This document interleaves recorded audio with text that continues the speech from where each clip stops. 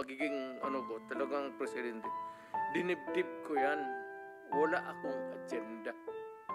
Wala akong dinagdag na baski isang poste sa bahay ko. Wala akong bagong kotse. Hindi ako nakatikim ng Mercedes-Benz. Dinibdib ko talaga ang trabaho ko para sa bayan ko.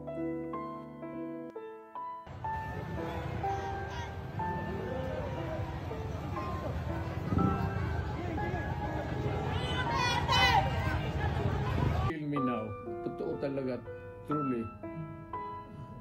It does not scare me a bit. Hindi naman ako magpasalamat, pero kaligaya ko na lang magpahinga na.